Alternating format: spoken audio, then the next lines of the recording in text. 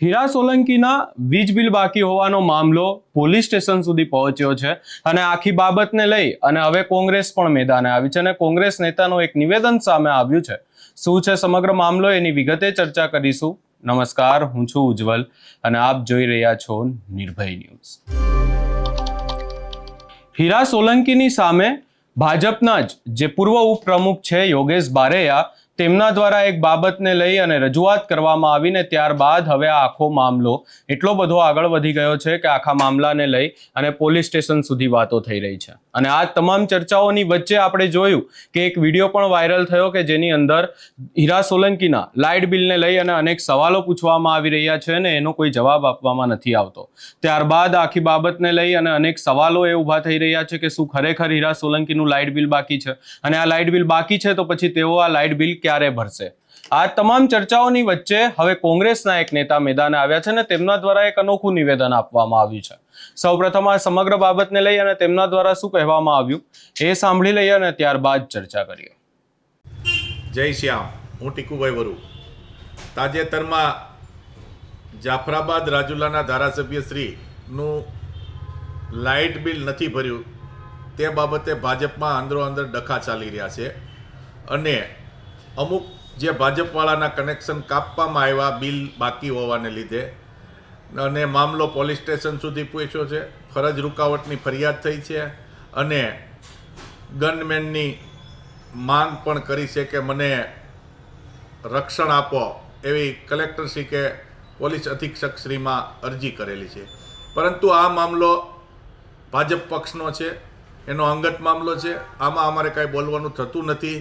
પરંતુ મારે પીજીવીસીએલ કંપનીને કહેવું છે કે તમારે જે લોકોએ લાઇટ બિલ ન ભર્યું હોય ત્યારે તમે નાના નાના ગરીબ ઝૂંપડાના અને બીપીએલ માણસોના કનેક્શન કાપવા જાઓ છો 300 રૂપિયાનું બિલ હોય ત્યારે, અને આવા મોટા માણસોના લાખોના બિલ બાકી હોય, અમુક કંપનીઓના બિલ બાકી હોય, ઉદ્યોગપતિઓના બિલ બાકી હોય ત્યારે તમે એની સાથે વાલા દવલા નીતિ રાખો છો।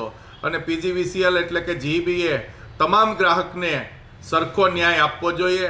જો તમારે કનેક્શન કાપવા હોય તો તમામના કાપવા જોઈએ, અમુકના કાપો છો અમુકના નથી કાપતા।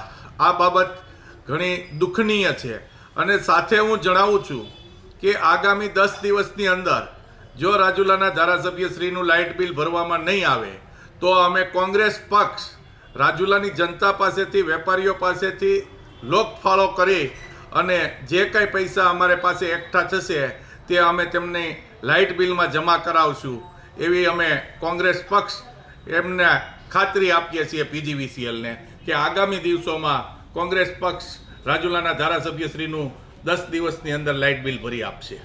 હવે આ આખી બાબતને લઈ અને જો વધારામાં ચર્ચા કરવામાં આવે તો મામલો કંઈક એવો હતો કે અમરેલીનો આ કિસ્સો છે અને આ કિસ્સામાં વાત એવી હતી કે જે અમરેલીના ભાજપના જે પૂર્વ ઉપપ્રમુખ હતા યોગેશ બારૈયા તેમના દ્વારા એવી રજૂઆત કરવામાં આવી હતી પોલીસ અધિક્ષકની કચેરીમાં કે આખી બાબતને લઈ અને તેમને પ્રોટેક્શન આપવામાં આવે અને ગનમેનની માંગણી કરવામાં આવી હતી। હવે ગનમેનની માંગણી તેમણે એટલા માટે કરી કારણ કે હવે મામલો આખો 2015માં જાય છે કે જ્યાં 2015માં આ યોગેશ બારૈયા છે તેમના પિતા ધારાસભ્યની દાવેદારી બતાવી હતી ને ધારાસભ્ય માટે લડવાના હતા એ ત્યારે જ તેમનું જે છે હત્યા કરી દેવામાં આવી ને આખી બાબતમાં હવે તેમના દ્વારા એવું કહેવામાં આવી રહ્યું છે કે 2026માં પાછો ફરી એકવાર કિસ્સો સામે આવ્યો 25/2/2026ના દિવસે કે જ્યાં તેમના ત્યાં પીજીવીસીએલ કંપનીના જે લેણા બાકી હોવાનું એક નોટિસ આવીને આ નોટિસ માટે તેઓ જ્યારે પીજીવીસીએલની કચેરી પહોંચ્યા ત્યારે તેમને ખબર પડી કે રાજુલા જાફરાબાદના ધારાસભ્ય હીરા સોલંકીનું પણ લાઇટ બિલ બાકી છે।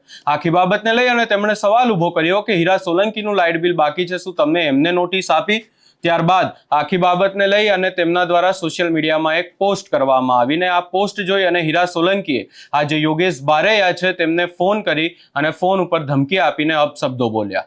આ જ આખી બાબતને લઈ અને ત્યારબાદ તેમના દ્વારા એવું કહેવામાં આવ્યું છે કે મુંબઈથી 20 જેટલા લોકો એમના વિસ્તારમાં આવ્યા અને હવે તેમને પ્રોટેક્શનની જરૂર છે। સવાલો એ પણ ઊભા થઈ રહ્યા છે કે શું ખરેખર હીરા સોલંકીએ ફોન કરી અને આવી રીતે ધમકી આપી હતી? આ જ આખી બાબતને લઈ અને હવે પોલીસ સ્ટેશનમાં પણ આખી બાબતે ગુનો નોંધાવવામાં આવ્યો છે અને પોલીસ દ્વારા પણ તપાસ કરવામાં આવી રહી છે. એની વચ્ચે જ કોંગ્રેસના નેતા દ્વારા હવે નિવેદન આપવામાં આવ્યું છે અને 10 દિવસની અંદર જો હીરા સોલંકી એમનું લાઇટ બિલ જે બાકી છે લાઇટ બિલ નહીં ભરે તો પછી જાફરાબાદના લોકોની પાસે લોક ફાળો લઈ અને લાઇટ બિલ ભરવામાં આવશે એવી વાત કરવામાં આવી છે. આ સમગ્ર બાબતને લઈ અને હવે જોવાનું રહેશે કે પોલીસ તપાસમાં શું સામે આવે છે. હીરાભાઈ સોલંકી કંઈ બોલે છે કે નહીં, આ લાઇટ બિલ ભરવામાં આવે છે કે નહીં. આ સમગ્ર બાબતે તમારો શું અભિપ્રાય છે એ અમને કમેન્ટ કરી જરૂર જણાવશો અને અમારી ચેનલ નિર્ભય ન્યૂઝને લાઇક, શેર, સબસ્ક્રાઇબ કરવાનું ભૂલશો નહીં.